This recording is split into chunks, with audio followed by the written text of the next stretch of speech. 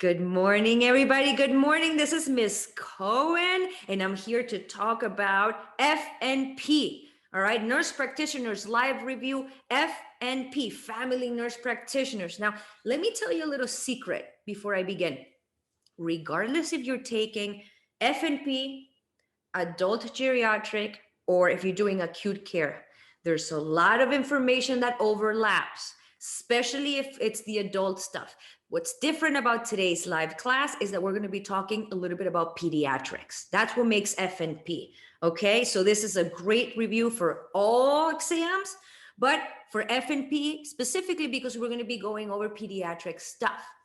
If you haven't already accessed the Cohen review, where you have access to all the videos, I highly recommend it, guys. Not only because we go over every system reviews, but it creates a little bit of structure, in your studies so you can follow step by step. You will have access to this recording after purchase, actually after tomorrow, after live. It goes live on our website for up to 60 days so you can go over, write notes. But for today's purposes, I want everybody to participate, please. This is almost like a one-on-one that I also offer if you're interested, but this gives you an opportunity to assess your readiness to take the boards. I'm going to put a question in front of you, or I may ask it out loud, and I want to see everybody participating in the chat room. I want everybody answering the question. Even if you get it wrong, I don't care. This is for you to assess your readiness to pass the boards. If you did not attend last Saturdays or the Saturday before, I recommend that you access that content as well, because I'm not repeating the information that we went over the last 2 Saturdays. So really important stuff that you need to know before you take the test. So make sure you access part A and part B on the Cohen review. All right, I'm checking my messages before we begin just quickly. Okay. All right, question bank. Oh my God, Ms. Gonzalez, I'm so glad that you mentioned that. I am on my way of finishing a question bank so you can assess your readiness to take the test. I'm creating like one big bundle where at the very end you can access the question banks and test your readiness. I'm on it. Okay, so let's begin, everybody. Let's begin. Today we're going to talk and start with murmurs. That is right, murmurs, guaranteed that'll show on the exam, right? So what you need to know about murmurs, most importantly, is the location. Where would you best hear a murmur? So I don't care if you're using Miss Ards, Mr. Ass, I don't know that one, but I use Peyton Manning as MVP. But let me just throw it at you, okay? Please, on the chat room, write, let me know, where would you best hear? And by the way, your answer needs to include the right side versus the left side of the body. So you need to say right or left. And then second intercostal space versus fifth, because those are really the only two that matter for the murmurs, right? So what if I ask you, where would you best hear mitral valve prolapse? Please put it in the chat room. Where would you best hear mitral valve prolapse? Would that be the right side, the left side, second, or fifth? All right. Elena said left, 5, ICS. All right. Left. All right. Very good. Now, remember, when we talk about murmurs, it's the opposite when we talk on sides, right? So my right side is the patient's left. So everybody's saying left and everybody's saying fifth, right? Fifth is down there. Second is up top, and well done. But everybody, at the moment, we have 20 participants. I should be seeing 20 answers. All right. I want everybody participating. You can take notes later. Stay with me here. Good job, guys. Left, fifth intercostal space. Where would you best hear aortic stenosis, guys? Aortic stenosis. Which side and what rib? All right. I see Elena. She's quick. She said right second. I see a left second. I see a right second. So everybody is on board with being the second intercostal space because it's up top, and it's actually so if it's my left, is the patient's right. So it's right second intercostal space. Ladies and gentlemen, let me see. I think I can draw. I see I can draw. Let me draw. Can I draw? I want to draw something for you. Oh, I can draw. Can you see my drawing? Can you see my drawing? Everybody, hello? Yes, thank you. Okay. Look at my drawing. And this is a good cheat sheet. All right. This is a good cheat sheet. This is my second intercostal space, and this is my fifth okay. So the other thing, on your cheat sheet as you walk on the exam, remember my right side is the patient's left, and the patient's left is my right side, like this, right? This is a great cheat sheet right there. So if I ask you, where is mitral stenosis? You look at the cheat sheet and you're like, okay, well, where is the mitral area? You look at the M, it's down there, it's the fifth intercostal space. And which side of the body? It's the left. Where did my cursor go? I lost it. All right. So if I ask you, where's the aortic stenosis? Look where the A is on the right side on the second, right up top. If I ask you, where's mitral shira? Mitral shira is located on the left side, fifth intercostal space. Where is aortic Lauren, everybody? Where is aortic Lauren? It's always going to be on the right side second. So what I'm trying to say, it doesn't matter if it's mitral stenosis, mitral valve prolapse, mitral shira, mitral Lauren, mitral Maloney, it's going to be on the mitral area. If I say to you aortic stenosis, aortic regurg, aortic tree, aortic microphone, aortic juice, it's going to be in the aortic area. Will always be on the right side, second intercostal space. I hope this is helpful. Now, if I ask you guys, where would you best hear S2 sound? S2 sound. You would best hear it. Look at the little diagram. I already get in the pulmonic. Thank you, Eddie. Eddie, can I get a big shout out for Eddie for passing the AANP? That's right, Eddie. That's right. Congrats on passing the AANP and welcome. Yeah, woohoo! That's right. Eddie's gonna take. You're welcome, honey. You will deserved. You're gonna take the ANCC. You're gonna do just fine. Congrats to Eddie. Big shout out. Okay, so look at the drawing. Second, look at the number 2, and on the left side, which is also the pulmonic area. Very good. All right, now I can get out of this drawing. Hold on, guys. Sorry. How do I get out of this? Where's my cursor? Oh man. Oh, here it is. Okay. Ooh, so sorry, guys. Let's move on. We're done with murmurs, right? Now we know where they're located. Yes. And second versus fifth, it doesn't matter what mitral will always be mitral. It doesn't matter which aortic will always be aortic. Which murmurs radiate, everybody? Which murmurs radiate? That's right, systolic murmurs. And you should know by now, which are your systolic murmurs, please? You can put the abbreviation. You don't have to write down the whole thing, but it's important to know which ones are your systolics, because the test may not just say systolic, they may actually give you the name of, okay, Mr. Pass MVP, sure, Mr. AS, exactly. Pass MVP, very good. Make sure you know your murmurs. Which ones are dangerous? Which murmurs are dangerous? Diastolic, also known as arms, right? Aortic stenosis, aortic regurg, I'm sorry, AR is for aortic regurg, and MS, very good, mitral stenosis. Okay, done with murmurs? If you did a good job here, you're good for the boards. Let's move on. So this is, oh God, is this drawing gonna stay here now? So this is what I use, and I have a lecture on this specifically, so very, very good. Is this going to be the, oh God, I just totally messed this up. Did you see what I just did? All right, guys, let me erase this. Oh, look, I'm erasing. Okay, well done. So murmurs, make sure you know the locations. Oh God.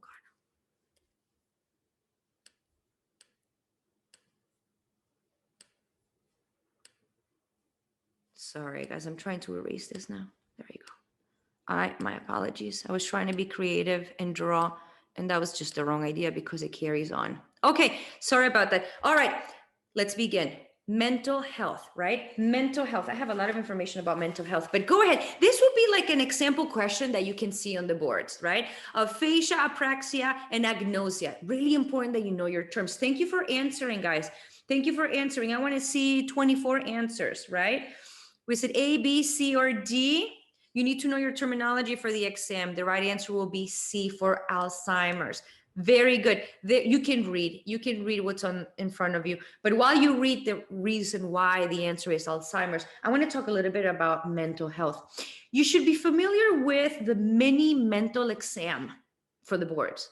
And what I mean by that is that you need to know which parts or how to test for the mini mental exam. So for example, let's say the test asks you a question about how would you assess orientation? Please answer in the chat room.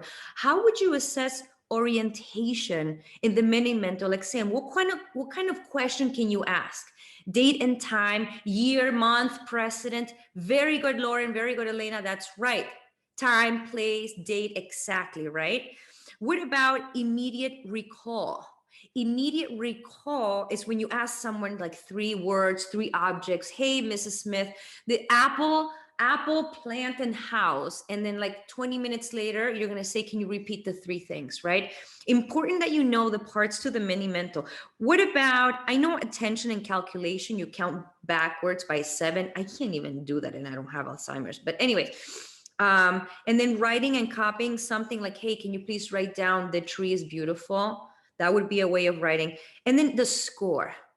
You need to know the score for the mini mental health. So if actually, do you know if it's less than what?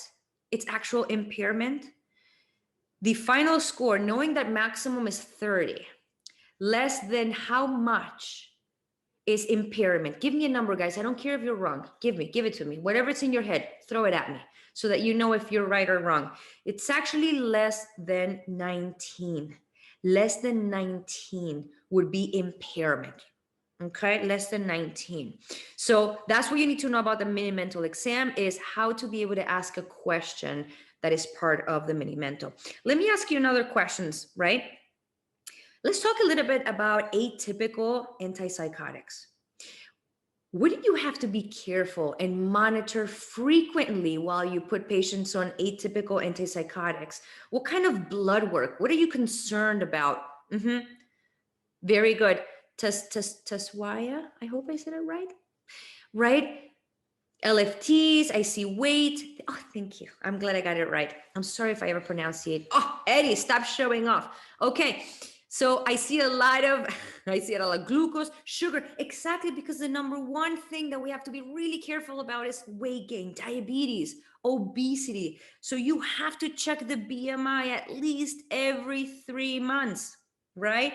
Another thing, and I know it sucks, you should be comfortable knowing which drugs fall under that category, because they may not say atypical antipsychotics. This is a little bit of memorization, but they may say olanzapine, right? They'll give you both drug names. They'll say olanzapine, Zyprexa, or they may say to you Seroquel, quitanapine, can't pronounce that, all right? Or risperidol, right? Right, that's why, very good. So my tip for you in memorizing drug names would be, you grab a note card and you write down atypical antipsychotics. And then on the other side, you write down not only the drug names, but also the things that you should know about that. For example, checking BMI every 3 months. And then that's a good way to study. You put all these cards down on a big table and you pick it up and you have to answer what's on the other side. If you get it right, you put the card away. If you got it wrong, it goes back on the table. And the game is that you have to clear the whole table. That's a very, very good study technique. Okay. So lipids, especially with Haldol, very good, lipids, right? SSRIs, black box warning, right? The boards are big, give it to me. What do you think it is? With black box warning, we have to know these things for the boards because they want to make sure you know it before you prescribe this stuff, right? I see a lot of suicidal ideation, especially under the age of 20, 18 to 24. Absolutely. Anything under the age of 24, you know what happens, guys? You prescribe these drugs and then all of a sudden they start feeling better, which almost gives them energy to actually want to kill themselves, right? They're so fatigued with depression, they don't want to get out of bed. Here you make them feel good, and now they actually have the energy to commit suicide. So you have to assess in how much time, guys, in how much time from when you prescribe the drug should you be checking for suicidal ideation? 2 weeks, Jen, right on, baby. 2 weeks, Elena. Yes, Eddie. Yes, Eddie, you're going to pass the ANCC. I know it. Yes, very good. Very good. There's a question coming up, but I just want to talk about it right now. When I say to you Wellbutrin, right? Bupropion, Wellbutrin. All right. When do you have to be really careful? With what population do you not want to prescribe Wellbutrin to? Good job, Eddie. Good job, Nadia. I need to see 24 answers, guys. Give it to me. Don't even look at the chat room. Look what everybody else is answering.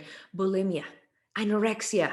Right. Why? Why? Because it increases the risk of seizures, Eddie. I can't with you, Eddie. Eddie, what are you doing in this class? You should be having a margarita because you're going to pass this class. Very good, the test. That's right, seizures. Seizures. These people have, and here's where understanding why it's important for the boards. I don't want you to just know that it causes seizures. I want you to understand why. Let's talk about it. People who have anorexia and bulimia throw up.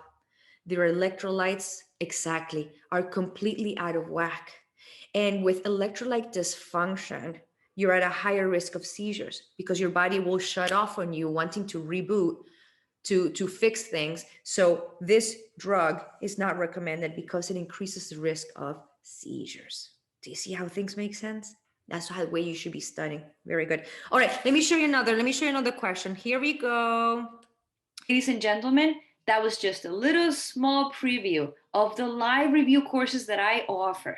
If you found that helpful, I welcome you to come into my website, cohenreview.teachable.com, where you can access the remaining of this lecture.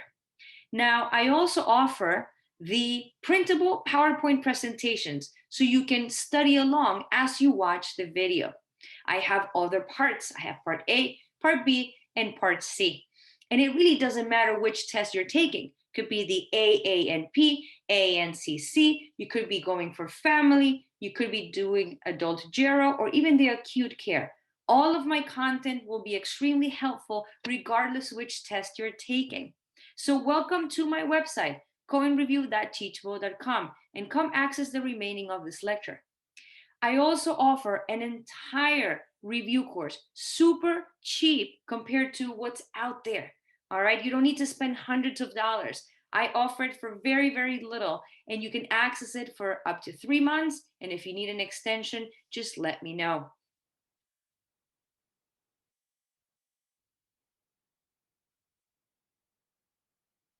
Well, ladies and gentlemen, that was just a little small preview of the live classes that I hold. But if you liked this style of teaching or learning and you want the rest of the presentation, then I welcome you to come into the cohenreview.teachable.com, where you can access the remaining of this video. And also, I offer the printable PowerPoint presentation so you can study along. Now, I have part A, part B, and part C. And it really doesn't matter which test you're going for. You could be taking the AANP or the ANCC. You could be going for family practice, adult gero, or even the acute care. All of those tests are covered in my review. And my content is very, very helpful, especially if you're trying to condense all the material before you're going to take the test to make sure that you're ready. In addition to the live courses, I have probably the most inexpensive entire review course called the Cohen Review, where I go over each system. So again, I welcome you to come and access the content. I have some free videos on my website, which will be very, very, very beneficial for your studies. If you have any questions along the way, please shoot me an email at thecohenreview@gmail.com. And if you're not following me on social media, such as Instagram or Facebook, I welcome you to do so. Not because of I want to become popular or have more followers. It's just because I'm constantly loading tips and little study materials and things that I may not have in my reviews that are just updated content that you must be prepared for to see on the test. So again, welcome to the Cohen Review. Come see my stuff, and thank you guys for trusting my work in advance. And I wish you the best of luck with your studies. And don't forget to let me know when you pass, because I want to make sure I congratulate you.